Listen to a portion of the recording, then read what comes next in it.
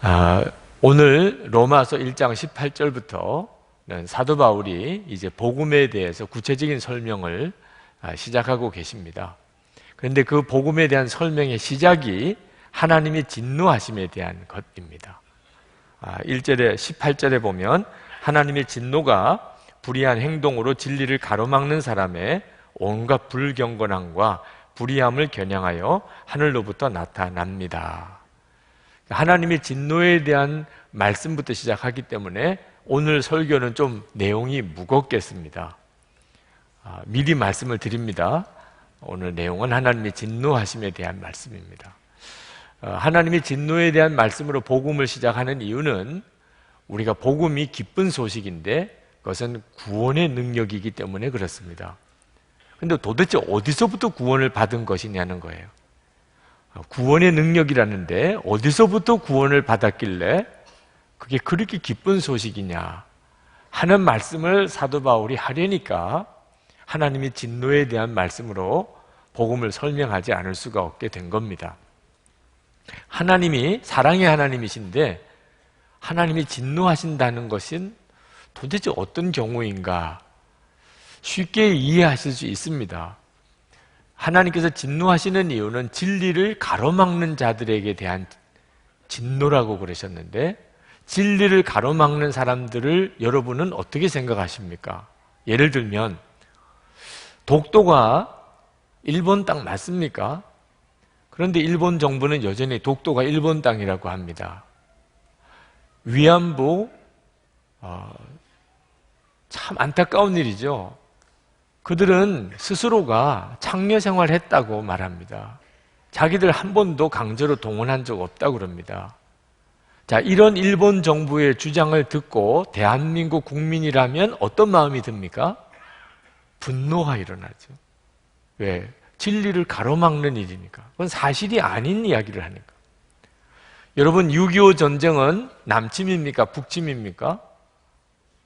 북한에서는 북침이라고 주장을 합니다. 그런 말을 들었을 때 대한민국 국민이라면 분노가 일어나는 이유가 왜 그렇죠? 진리를 가로막는 일이니까. 사실이 아닌 이야기를 하니까.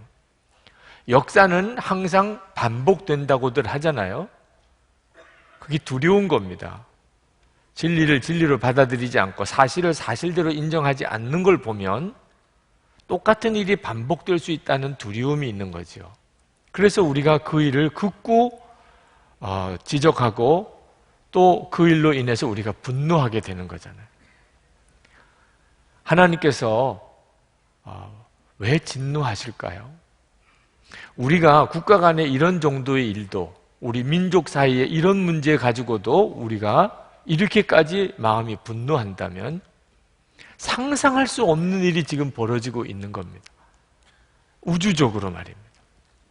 하나님이 계신데 하나님의 천지를 창조하시고 다스리고 계신데도 하나님을 부인하는 일이 노골적으로 공개적으로 진행되고 있다 하는 것입니다. 진리를 가로막는 거죠. 하나님은 안 계시다는 하나님을 부인하는 일에 대한 하나님의 진노하심입니다. 이 하나님을 부인하는 일은 무서운 결과를 가져옵니다. 그건 심판이죠. 그리고 파멸입니다. 이 일에 대한 하나님의 마음을 우리가 알아야 합니다. 오늘 23절에 보면 사람들이 하나님을 믿지도 않고 또 우상을 숭배하는 것에 대해서 지적합니다. 그들은 썩지 않는 하나님의 영광을 썩어 없애릴 사람이나 새나 네발 짐승이나 기어다니는 동물의 형상으로 바꿔 놓았습니다. 25절에 사람들은 하나님의 진리를 거짓으로 바꾸고 창조주 대신에 피조물을 숭배하고 섬겼습니다. 그러면 여러분, 하나님이 안 계시다고 노골적으로 말하는 사람들을 볼 때 또는 우리나라든지 또는 외국에 나가서든지 뱀이나 또는 소나 또는 코끼리나 독수리나 이런 짐승들을 신이라고 숭배하는 일을 볼 때 하나님의 진노를 느낄 수 있어야 됩니다. 하나님의 나라 백성이라면 이 일로 인한 하나님의 분노를 여러분이 가지실 수 있어야 합니다. 하나님이 살아계신 줄을 몰라서 그런 것일까? 하나님은 진짜 안 계시다고 생각하기 때문에 그런 걸까? 성경은 그렇지 않다고 이야기합니다. 하나님은 다 알게 되어 있습니다. 창조주 하나님이신 것을 사람들이 다 알게 되어 있다고 성경은 말합니다. 19절에 하나님을 알만한 일이 사람에게 환히 드러나 있습니다. 하나님께서 그것을 환히 드러내 주셨습니다. 이 세상 창조 때로부터 하나님의 보이지 않는 속성, 곧 그분의 영원하신 능력과 신성은 사람이 그 지으신 만물을 보고서 깨닫게 되어 있습니다. 그러므로 사람들은 핑계를 댈 수가 없습니다. 사람들은 누구나 다 하나님은 계시고 하나님이 천지를 창조하셨다는 것을 알게 되어 있다는 겁니다. 여러분, 우리 자신을 보면 동물과 완전히 다릅니다. 사람은 태어날 때부터 선과 악 구분할 수 있는 그런 자각을 가지고 있습니다. 양심이라고 하는 거죠. 오직 사람만이 자의식이 있습니다. 자기를 인식할 수 있는 놀라운 지성을 가지고 있습니다. 사람은 독창성을 귀중하게 생각합니다. 동물에겐 그런 게 없어요. 아름다움을 추구하고 죄의식이 있습니다. 죄책감이 있습니다. 하나님에 대한 갈망, 신에 대한 신과의 관계를 바로 맺으려고 하는 열망이 사람에게는 있습니다. 이유는요, 하나님이 그렇게 만드셨기 때문입니다. 욥기 32장 8절에 보면 사람의 속에는 영이 있고 전능자의 숨결이 사람에게 깨달음을 주시나니. 그래서 사람은 자기 자신을 보면 또 옆에 있는 사람들을 보면 하나님이 계시겠구나 하는 것을 알게 되어 있습니다. 자연을 보면 당연히 그렇죠. 이 자연 속에는 하나님의 권능이, 하나님의 지혜가 있고 하나님의 아름다움이 그대로 담겨져 있습니다. 자연이 그래요. 여러분, 망원경, 아주 고성능 망원경을 가지고 이 우주를 보면, 또 아주 성능이 좋은 현미경으로 물 한 방울이라도 들여다보면 깜짝 놀라게 됩니다.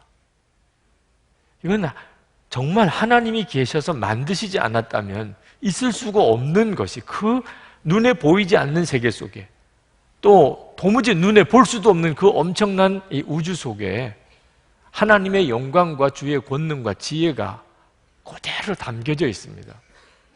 우리가 더럽다고 말하는 파리도 붙들어서 현미경 속에 그 다리나 그 다음에 눈이나 날개를 보면 이보다 더 아름다운 예술 작품이 없습니다.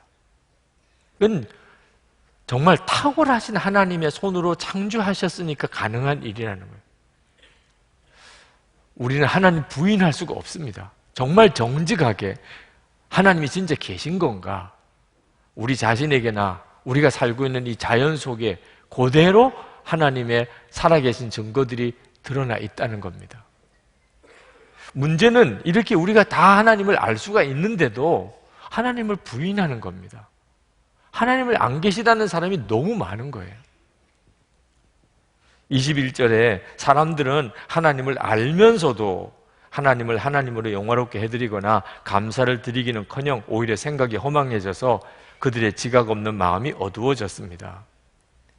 알고서도 그랬다는 겁니다. 그러니까 이건 의도적인 배신인 거죠. 그러니까 하나님을 부정하는 사람들은 진짜 하나님이 계신지 안 계신지를 정말 객관적으로 알고 싶어서 순수한 마음으로 조사도 해보고 공부도 해보고 연구도 해봤더니 하나님은 안 계시구나, 이렇게 결론이 지어져서 하나님은 안 계시다고 말하는 게 아니라는 겁니다. 마음에 의도가 있습니다. 하나님이 안 계셨으면 좋겠다고 하는 먼저 전제가 있습니다. 그리고 하나님이 안 계시다는 주장을 한다는 거죠. 하나님을 알만한 게 이미 다 보이고 있으니까. 그래서 무서운 겁니다. 그 악한 의도, 고의적으로 하나님을 부정하려고 하는 의도. 영국의 무신론자들이 영국 대중버스 광고를 사서 거기에 이렇게 광고를 붙였다고 합니다. 하나님은 안 계신 게 분명하니 이제는 마음 놓고 인생을 즐기십시오. 그런 내용의 광고를 붙였어요. 자, 참 기가 막힌 일이죠? 그 광고 내용을 한번 봅시다. 하나님이 안 계신 게 분명하니 이제는 마음 놓고 인생을 즐기라. 하나님이 계시면 인생을 즐길 수가 없다는 것입니까? 도대체 하나님이 계실 때 즐길 수 없는 인생이 뭐라는 뜻이죠? 하나님이 안 계시니까 마음 놓고 인생을 즐기라는 건 또 뭘 즐기라는 거지요? 죄인 것입니다. 죄를 짓지 않는 거라면 하나님이 계시면 즐길 수 없는 게 뭐가 있겠어요? 하나님이 계신데 여행을 할 수가 없습니까? 하나님이 계신데 운동을 할 수가 없습니까? 하나님이 계신데 도무지 할 수 없는 일은 죄인 것입니다. 그러니 하나님이 안 계신 게 분명하니 이제는 염려하지 말고, 뭘 염려 안 해요? 심판받을 것을 염려하지 말고 마음껏 즐기시라. 그러니까 무신론은 전제가 있습니다. 그것은 마음대로 하고 싶은 겁니다. 누구의 통제도 받지 않고 하나님의 존재 자체도 나를 통제할 수가 없어요. 하라 말라 할 존재가 없어요. 내가 하고 싶으면 다 하는 겁니다. 그렇게 살고 싶은 욕망 때문에 하나님의 존재를 왜곡하는 거죠. 여러분, 일본 정부가 진짜 독도가 자기들 땅이라고 생각할까요?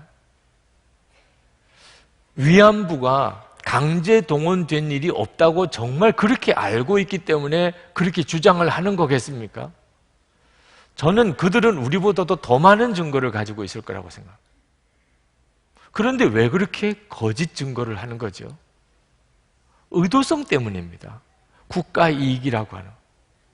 국가 이익이라고 하는 의도가 있기 때문에 사실이 아닌 것을 주장하는 거죠. 여러분, 북한은 정말 자기들 체제가 우월하다고 생각할까요? 저는 북한에 있는 정말 최고 지도층에 있는 사람들은 다 안다고 믿습니다. 자기들의 체제가 얼마나 문제가 많은지. 그런데도 왜 자기들이 더 우월하다고 주장하는 거죠? 의도성이 있는 거죠. 자기들의 기득권을 지키려고. 우리가 정치인들에 대해서 이상하게 마음이 신뢰가 안 가는 이유가 뭐지요? 항상 무슨 사안이든지 양쪽이 다른 이야기를 합니다. 다 자기들 당에, 자기들 입장에 유리한 쪽으로 해석하려고 하는, 있는 그대로 말하지 않는다는. 그러니까 우리 마음에 신뢰가 안 가는 거죠. 이 어떤 의도를 가지고 사실을 사실대로 말하지 않는 이 죄성이 무서운 겁니다. 알고도 짓는 죄라는 것. 하나님을 부인하는 것. 가장 큰 죄인데 모르고 하나님을 부인하는 거라면 하나님이 계신 것을 깨우쳐 주시면 되는 거죠. 정말 몰라서 부인하는 거라면. 사도 바울이 진짜 몰라서 예수님 믿는 사람들을 핍박했잖아요. 그게 하나님이 기뻐하시는 일인 줄로 정말 믿었잖아요. 그랬기 때문에 하나님이 그 사도 바울을, 심지어 스데반을 죽이는 일에도 앞장섰던 사람이지만 사도 바울을 만나주시고, 그리고 예수님이 그리스도시구나 확실하게 깨닫고 나니까 사도 바울은 그 열심으로 순교하기까지 복음 전했잖아요.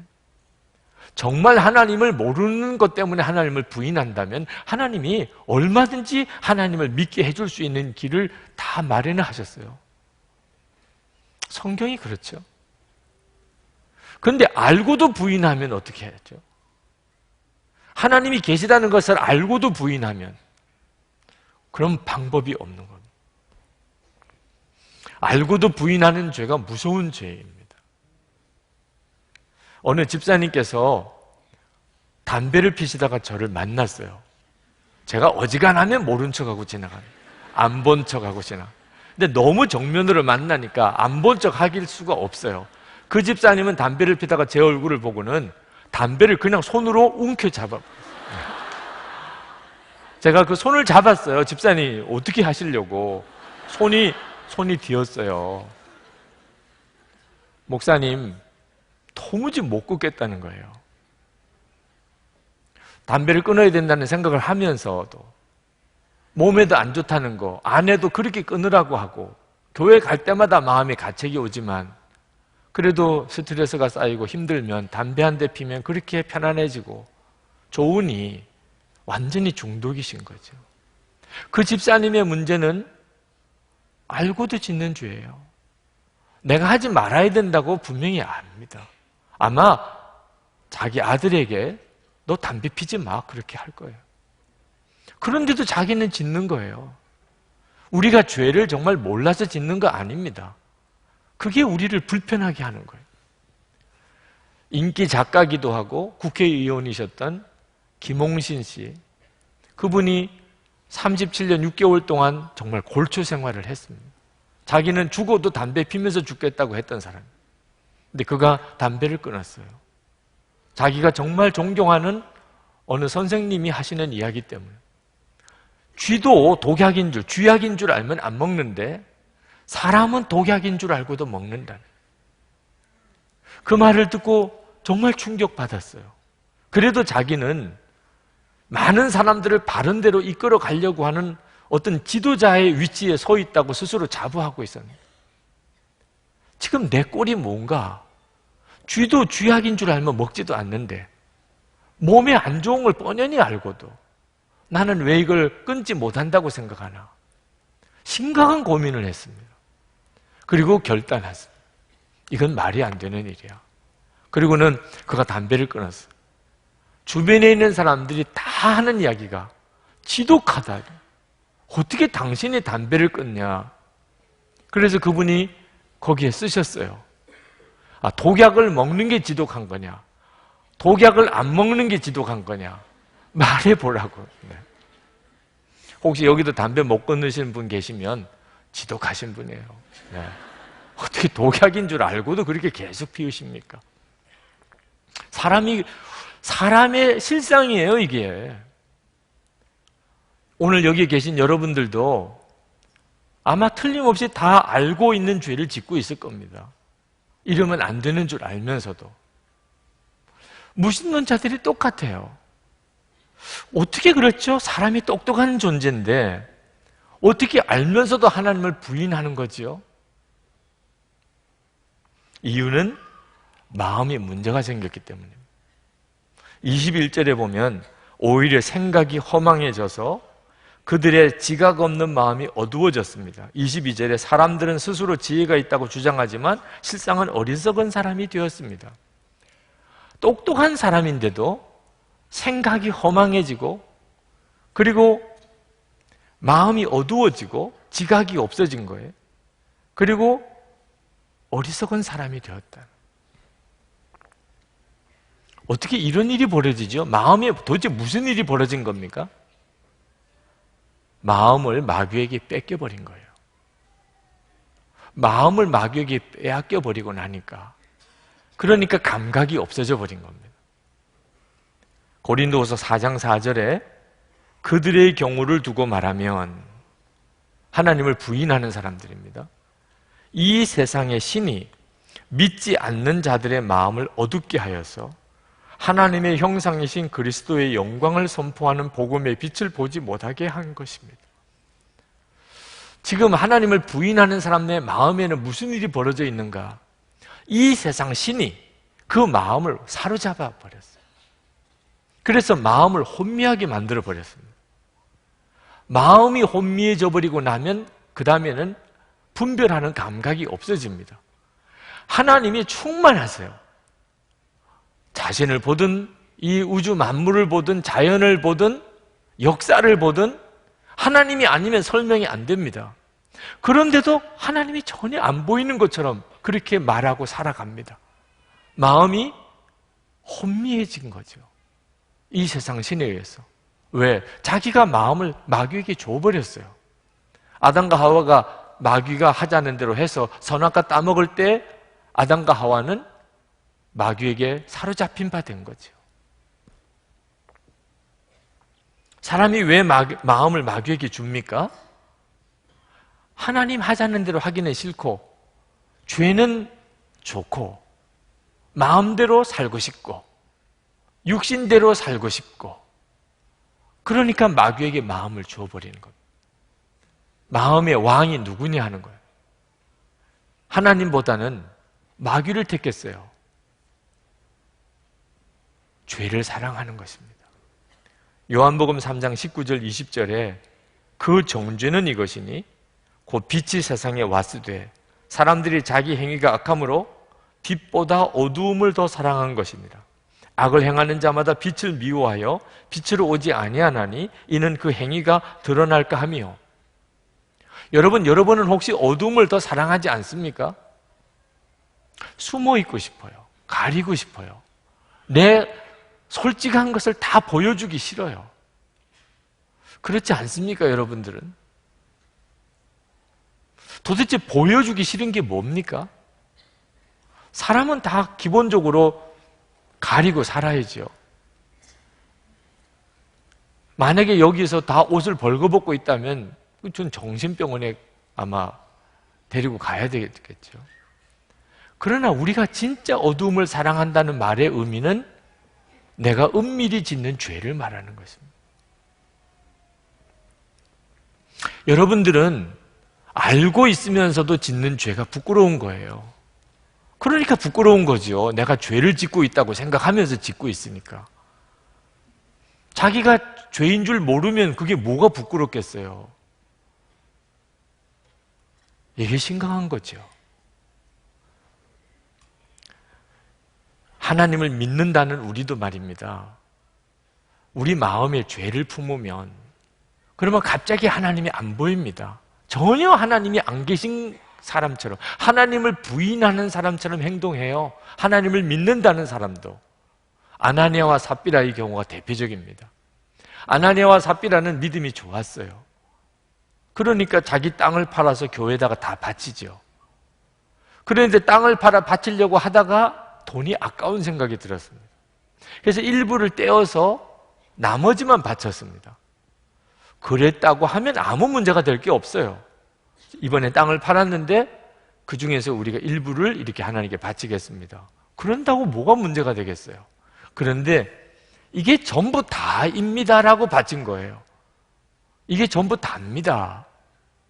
베드로가 그 아나니아와 삽비라의 마음을 꿰뚫어 보는 성령의 눈으로 꿰뚫어 보게 되었어요. 그래서 이렇게 이야기합니다.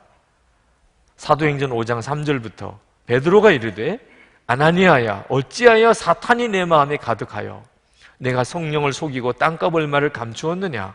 땅이 그대로 있을 때에는 내 땅이 아니며 판 후에도 내 마음대로 할 수가 없더냐. 어찌하여 이 일을 내 마음에 두었느냐. 사람에게 거짓말한 것이 아니요 하나님께로다. 갑자기 탐심이 있어요.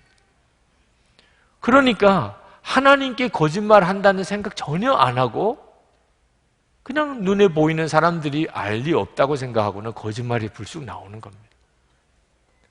이 아나니아와 삽비라는 그는 하나님을 믿는다고 했지만 그는 행위로는 부인하는 자였어요.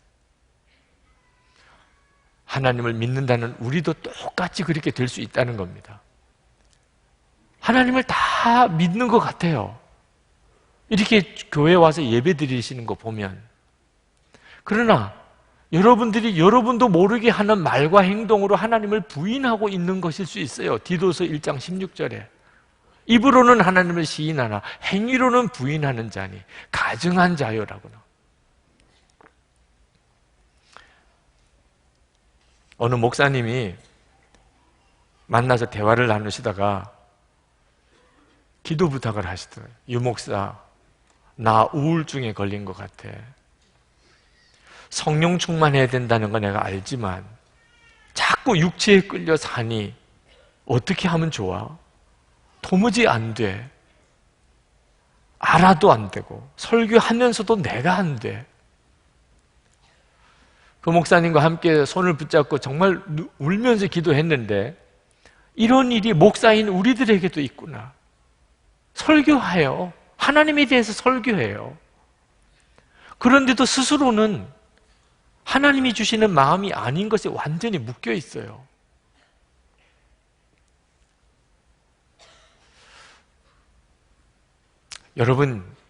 여러분들의 마음을 조심해야 될 이유입니다. 무신론자들이, 하나님을 부인하는 자들이 하나님을 부인하는 이유는 그가 마음을 완전히 마귀에게 사로잡혀 있기 때문에. 우리는 겉으로 하나님을 잘 믿는 것 같이 하지만 우리도 동시에 그럴 수 있어요. 마음은 마귀에게 뺏겨버리고 겉으로만 예수 믿는 그런 사람인 것처럼 그렇게 전락할 수 있습니다. 우리가 지금 살고 있는 세상이 무섭게 지금 침몰하고 있습니다. 세상이 그렇게 가고 있어요. 이유는 하나님을 부인하는 사람들이 엄청 많아진 겁니다. 여러분들도 아마 느끼실 거예요. 노골적으로 하나님을 부인하는 사람들이 엄청 많아졌어요. 인류 역사상 이만큼 하나님을 부인하는 일이 일반적이게 된 때가 없었습니다. 지금 우리나라의 문제만도 아닙니다. 전 세계적으로 하나님을 부인하는 이런 현상이 전 세계적으로 퍼져 있어요. 교과서에서 진화론을 그게 학문적으로 정론으로 가르치기 시작할 때부터 이제는 모든 우리 아이들은 다 하나님은 안 계시다고 생각합니다.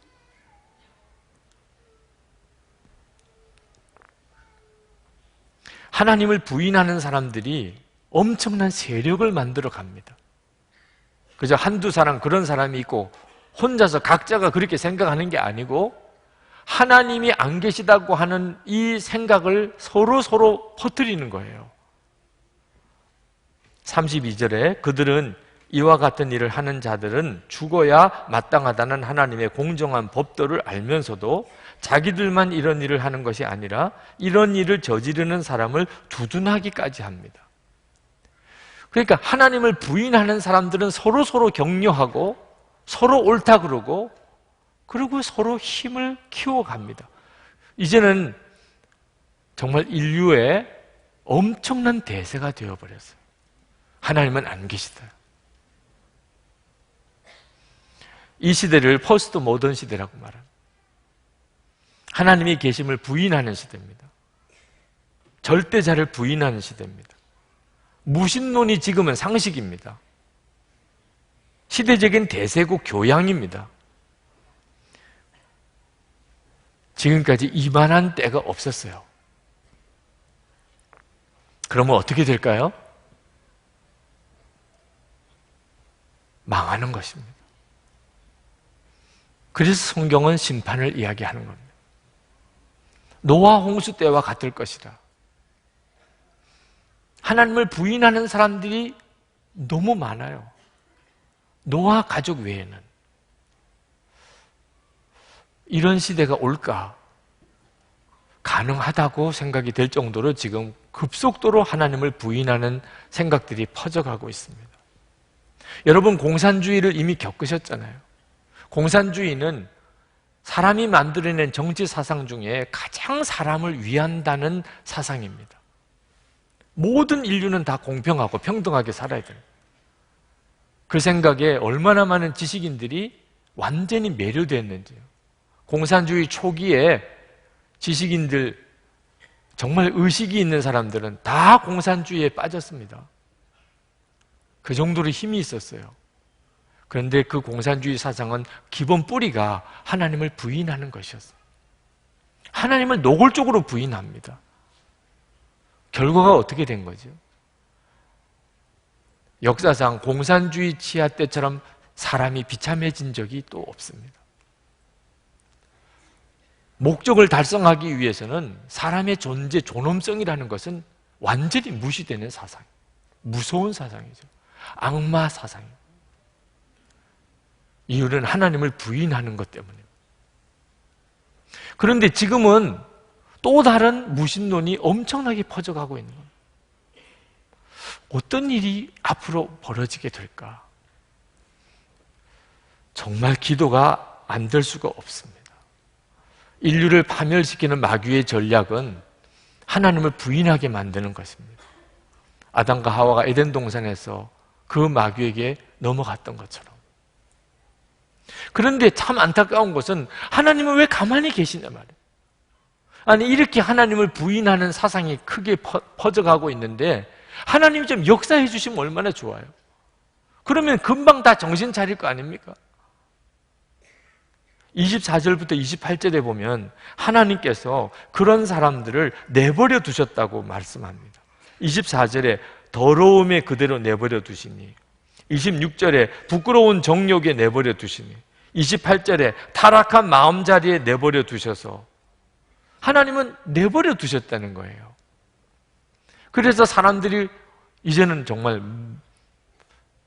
어떤 한계가 없는 죄를 짓기 시작합니다. 그 대표적인 예를 26절, 27절에 동성애를 꼽습니다.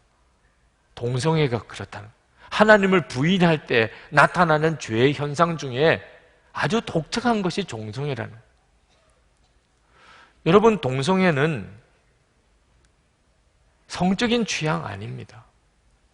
하나님을 부인하면 그렇습니다. 하나님을 부인하면 자기 성적인 취향인데 이성을 사랑하든 동성을 사랑하든. 근데 하나님을 인정하면 하나님은 동성애는 죄라고 말씀하십니다. 여러분, 성적인 취향이 자기 개인이 그렇다면 그냥 허용을 해도 된다. 그런 사람이 아직 소수이지만 존중해 줘야 된다, 그 사람. 그러면 만약에 어떤 사람이 나는 어린 애들과 성적인 관계를 갖는 게 취향이다. 어린 애들만 보면 나는 더 그런 흥분을 느낀다. 존중해 줘야 됩니까? 나는 동물들하고 성적인 관계를 갖는 게 취향이다. 그런 것도 또 허용해 줘야 됩니까? 무슨 기준으로 어떤 건 되고 어떤 게 안 되는 겁니까? 하나님을 부인하기 시작하면, 그러면 이제는 모든 것이 다 무너져 버리고 맙니다. 그 뒤에 따라오는 것이 29절부터 31절까지 이제 여러 가지 죄에 대해서 열거합니다. 온갖 불의와 악행과 탐욕과 악의로 가득 차 있으며, 시기와 살이와 분쟁과 사기와 저기로 가득 차 있으며, 수군거리는 자요, 중상하는 자요, 하나님을 미워하는 자요, 불손한 자요, 오만한 자요, 자랑하는 자요, 악을 꾸미는 모략꾼이며, 부모를 거역하는 자요, 우매한 자요, 신의가 없는 자요, 무정한 자요, 무자비한 자요. 이런 죄악들은 하나님을 부인하게 되면서 그냥 다 풀려버리는 겁니다. 하나님은 이와 같은 죄를 짓는 사람은 죽을 것이라고 선언하셨는데도, 근데 하나님이 왜 이렇게 내버려 두시는 거죠? 28절에 답이 나옵니다. 사람들이 하나님을 인정하기를 싫어함으로. 하나님이 못 하시는 게 하나 있습니다. 그것은 우리 마음을 조정하시는 거예요. 우리가 마음으로 하나님을 받아들이면 하나님은 모든 것을 하십니다. 그러나 우리가 하나님을 마음으로 거부하면 하나님은 내버려 두실 수밖에 없어요. 우리를 그렇게 만드셨기 때문에, 하나님의 형상대로 우리 스스로 마음으로 하나님을, 내가 말씀을 받을지 아니면 내가 마귀를 택할지, 하나님은 우리를 만드실 때 그것을 선택할 수 있게 하셨어요. 예수님께서 가룟 유다를 여러 번 간섭하셨어요. 아직도 마음이 왔다 갔다 할 때. 그러나 가룟 유다가 결국은 사탄이 주는 생각을 품고 사탄이 가룟 유다 속에 들어가 버리니까 예수님께서 가룟 유다에게 내 할 일을 속히 하라. 이제 내버려 두실 수밖에 없는 거예요. 우리가 우리 마음을 지키는 것이 얼마나 중요한지를 명심해야 합니다. 결국은 내 마음에서 결정나는 겁니다. 하나님이 살아계신 하나님의 길 바라보는 눈이 뜨일지, 하나님이 전혀 안 계신 것처럼 그렇게 생각이 될지, 내가 내 마음을 도대체 누구에게 주었느냐에 따라 결정나는 겁니다. 여러분, 로마서 1장 29절에서 31절에 하나님이 반드시 죽을 것이라고 죄로 정하신 항목을 잘 살펴보면 깜짝 놀랍니다. 아마 여러분들도 보고 놀라실 거예요. 왜? 거기에 우리도 쉽게 마음에 품게 되는 여러 가지 죄들이 나오니까. 시기, 분쟁, 수군거리는 자, 오만한 자, 자랑하는 자, 부모를 거역하는 자, 우매한 자, 신의가 없는 자, 무정한 자, 무자비한 자. 여러분들은 이와 같은 일들로 인해서 여러분들의 마음이 사로잡힌 적이 없습니까? 우리가 분별이 없으면 그런 마음이 내 속에 자리 잡을 때 그냥 방치해도 버리고 맙니다. 그리고 영이 죽는 거예요. 아무 분별이 없어지게 됩니다. 여러분이 진짜 분별이 있는 사람이라면 여러분의 마음에 그와 같은 생각이 떠오를 때 정신 똑바로 차려야 하는 겁니다. 무서운 일이 지금 마음에 벌어지고 있는 거죠. 수군거리는 자라는 죄가 있는데 다른 죄는 다 혼자서 마음에 품는 죄지만 수군거리는 것은 이게 짝이 있어야 하는 겁니다. 두 사람이든 세 사람이든 모여야 뭐 수군거리잖아요. 혼자서 수군거리는 거는 정말 정신 나간 사람이죠. 네. 혹시 여러분 누군가가 옆에서 어떤 일로 수군수군거리는 일을 여러분에게 말을 하면 맞상대하면 안 됩니다. 그러니까 수군거리는 일이 생기게 되는 거죠. 그때는 로마서 1장 29절 읽어보세요. 그렇게 해줘야 돼요. 읽어보고 또 이야기합시다. 수군거리는 자는 하나님이 죽을 것이라고 한 죄예요. 혹시 여러분 마음에 쉽지 않습니까? 근심과 염려 또는 미움과 원망, 욕심과 정욕, 지금 여러분의 마음이 그렇게 사로잡혀 있습니까? 그러면 정말 다급한 상황에 처해져 있는 겁니다. 그렇게 되면 결국은 주님 바라보는 눈 다 잃어버립니다. 넬슨 만델라가 남아공에서 그가 종신형을 받고 감옥살이 하다가 27년 만에 풀려났습니다. 그리고 흑인 정부가 들어서고 그리고 남아공의 대통령이 되죠. 근데 넬슨 만델라가 백인 정부 때 모든 악행들을 다 용서했습니다. 그때 관여했던 사람 다 용서했어요. 전 세계가 깜짝 놀랐습니다. 어떻게 그렇게 할 수 있냐. 그때 넬슨 만델라가 그렇게 이야기했어요. 그 용서한 것에 대해서. 어느 날 채석장에서 바위를 깨다가 문득 저 사람들이 내 모든 것을 다 뺏어갔는데 내 정신과 마음만큼은 아직도 뺏어가지 못했다는 걸 깨달았다. 그래서 나는 이것만큼은 절대로 내주지 않기로 결심을 했다. 내 마음만큼은 뺏길 수가 없어. 이 사람들은 나를 27년이나 감옥에 가뒀는데 내가 그 사람들을 여전히 증오하고 있다면 나는 여전히 갇혀있는 거나 마찬가지다.